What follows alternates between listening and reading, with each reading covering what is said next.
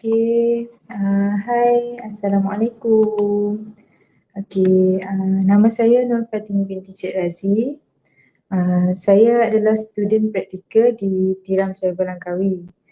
Hari ini saya nak bercerita sikit sebanyak berkenaan sejarah berkenaan air Zam-Zam. Iaitu seperti kita tahu, air Zam-Zam ni merupakan air yang suci lah bagi umat Islam.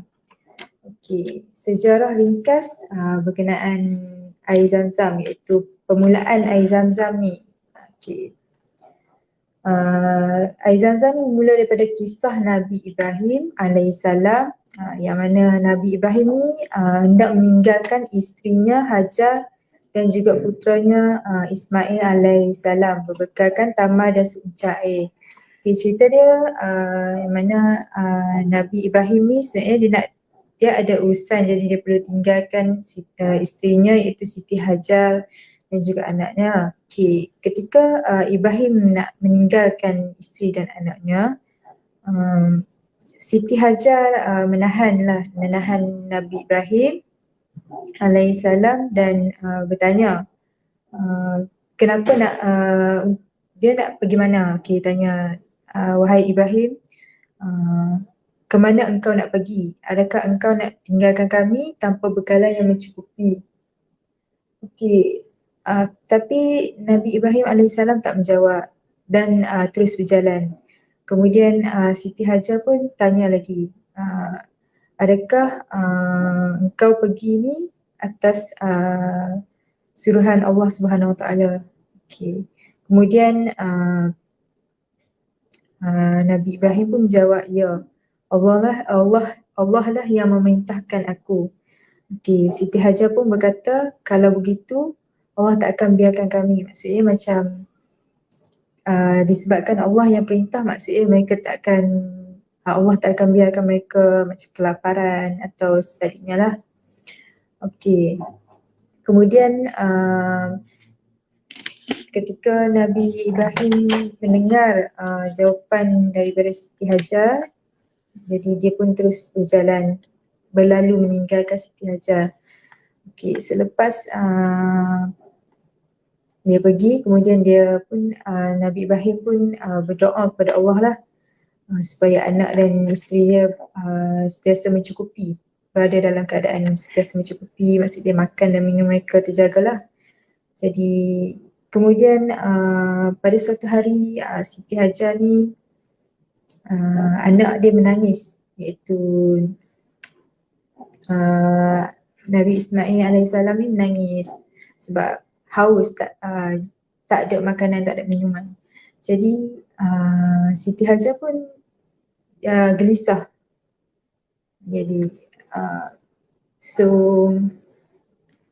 dia pun berlari-lari anak lah sebanyak 7 kali.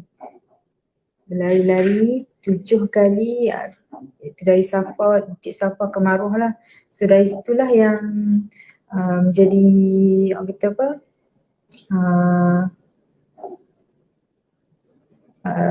amalan sunat lah, iaitu sa'i, berlari-lari daripada kisah Siti Hajar lah yang gelisah, anak dia dahaga, haus, tak ada makanan, tak ada minuman. Jadi Telaga Air Zam-Zam ni terletak di dalam Masjidil Haram di Mekah, iaitu hampir dengan Kaabah, tempat paling suci dalam Islam lah seperti yang kita tahu. Telaga Air Zam-Zam ni adalah satu-satunya air bersih dari bawah tanah di Mekah satu ketika dahulu. Ketika Siti Hajar yang berlari-lari anak sebanyak 7 kali tu, Allah hantarkan malaikat Jibril lah untuk keluarkan air suci dari tengah-tengah padang pasir. Dengan cara Nabi Ismail kan menangis, hentak-hentak kaki, jadi dekat tempat Nabi Ismail hentak-hentak kaki itulah yang menjadi tempat permulaan air Zam-Zam muncul lah.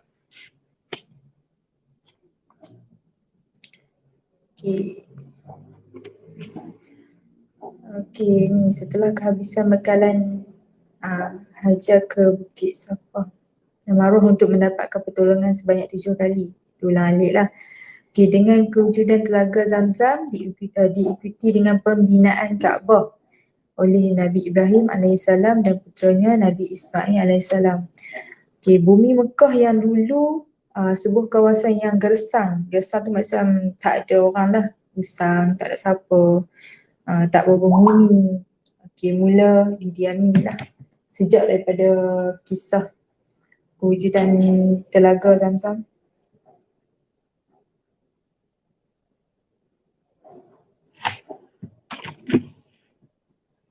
Okay. Nama-nama air Zamzam. Okay, air Zamzam ni ada bermacam-macam nama. Yang pertama adalah Barakah, kemudian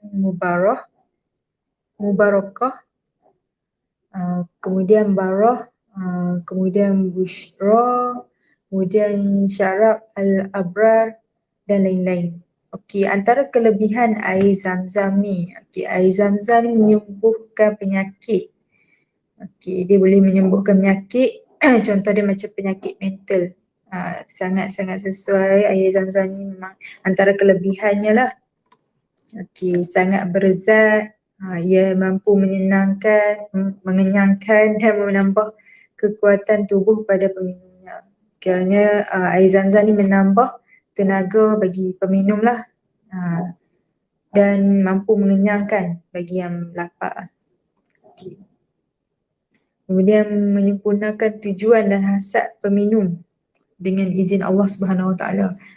Air Zamzam ni sangat bagus bagi mereka yang ada hasrat lah. Jadi macam kita selalunya sebelum minum kita akan baca bismillah, kemudian selawat dan juga kita akan niatlah dari hati apa keinginan kita.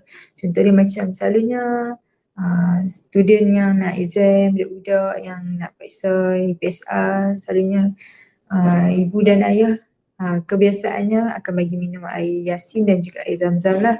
Jadi niat dari hati untuk kuatkan minda, apa yang dibaca semua ingat. Inilah satu cara iaitu ataupun kelebihan air Zamzam lah. Kemudian air Zamzam ni digunakan untuk membasuh jantung Rasulullah SAW pada malam peristiwa Isra' dan Mi'raj. Yang ini kisah peristiwa Isra' dan Mi'raj ni normally orang-orang umat Islam semuanya tahulah. Itu peristiwa yang mana malaikat membelah dada Rasulullah dan membasuh jantung Rasulullah dengan menggunakan air Zamzam.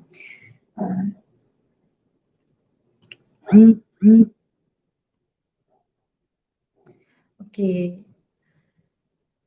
Air di telaga Zamzam ni tak akan kering walau sebanyak mana diambil atau sehebat mana pun kemarau melanda di bumi Mekah.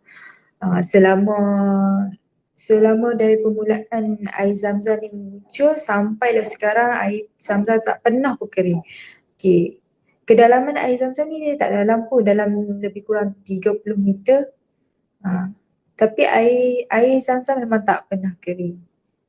Okay, ini antara kelebihan air Zamzam lah yang sangat uniknya. Air Zamzam ni tak pernah kering dan juga air ni digunakan untuk membasuh jantung Rasulullah SAW. Sangat-sangat bagus air Zamzam ni. Air yang sangat suci di tanah Mekah lah. Okay, kemudian ini adalah adab-adab untuk minum air Zamzam.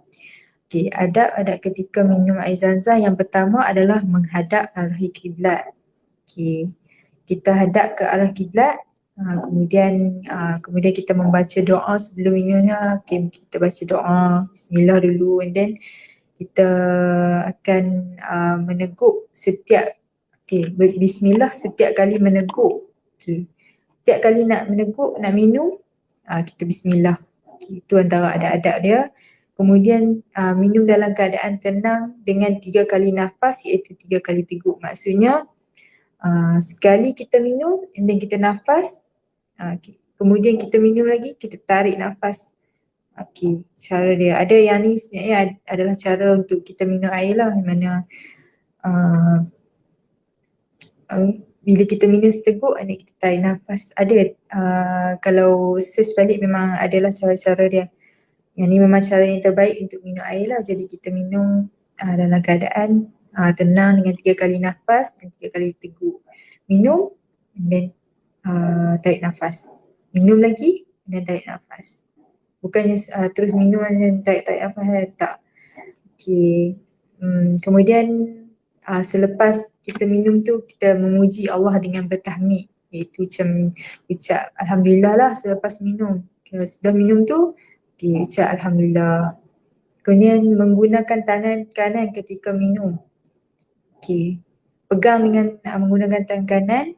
Yang ni memang ada adab untuk kita makan dan juga minum, selalunya menggunakan tangan kanan lah.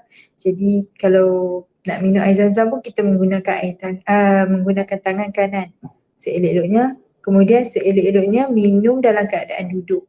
Ini juga merupakan adab ketika minum. Tak kira lah air apa pun, kita nak minum, kita duduk. Sebab ada sebab kenapa Islam mengajak kita dengan cara-cara macam ni. Semuanya ada sebab. Iaitu kita minum dalam keadaan duduk. So ini semua ada adab lah.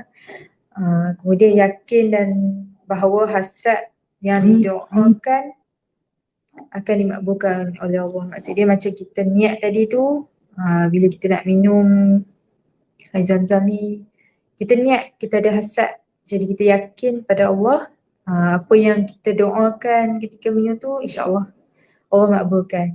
Jadi selalunya air zam-zam ni orang akan minum dengan niat. Normally lah orang akan niat semoga Allah sucikan hati kita, buang semua sifat-sifat dengki ataupun perkara-perkara buruk yang terlintas kat hati lah.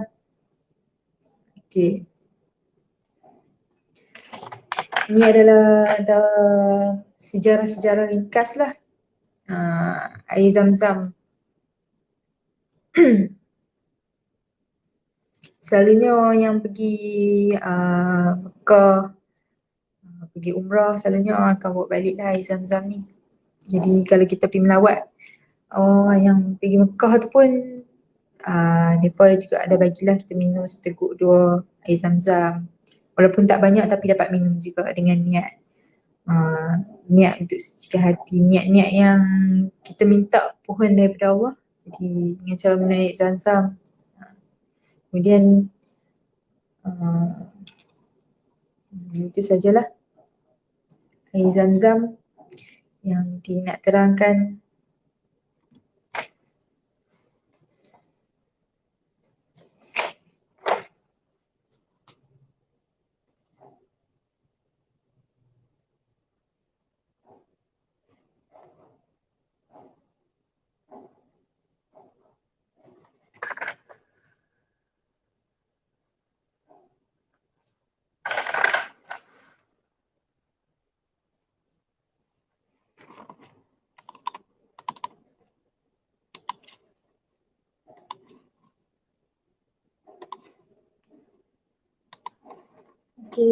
Ini ada searchkan sedikit sebanyak kisah ataupun asal usul air zam-zam.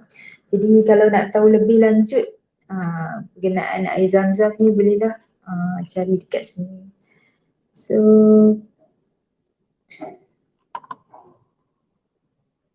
tengok telaga Zam-Zam ni merupakan telaga yang biasa yang terletak di dalam Masjidil Haram di Mekah. Iaitu berhampiran dengan Kaabah, tempat paling suci dalam Islam. Ni ada terletak juga, ada tertulis sejarah tradisi air Zam-Zam ditemui oleh Siti Hajar, iaitu isteri kedua Nabi Ibrahim AS dan ibu kepada anak Nabi Ibrahim, iaitu Nabi Ismail, Siti Hajar, dan anak kecilnya kehausan. Ini maklumat fizikal telaga Zam-Zam, kedalamannya iaitu 30 meter sahaja. Kedalaman air 3.32 meter, 3.32 meter. Ada berapa puncak mata air di bawah 13 meter. Ujian mengeluarkan air pada kelajuan 8,000 liter saat atau per saat selama tempoh 24 jam menunjukkan paras air surut daripada paras 3.23 meter pada 12.72 meter, kemudian 13.39 meter selepas itu. Okey, semasa ibadah umrah dan haji, para jemaah telah meniru larian Siti Hajar dari Safa ke Marwah. Ini yang boleh dikatakan ibadah, salah satu ibadah sa'i, iaitu berlari-lari anak sebanyak 7 kali sebagai ibadah sa'i lah. Itu nampak air Zam-Zam dapat mengubah penyakit mental. Jenazah yang meninggal dunia dimandikan dengan air Zam-Zam. Okey, setakat itu saja perbincangan dini hari ini. Sekian, terima kasih kepada yang mendengar. Terima kasih banyak-banyak. Okey.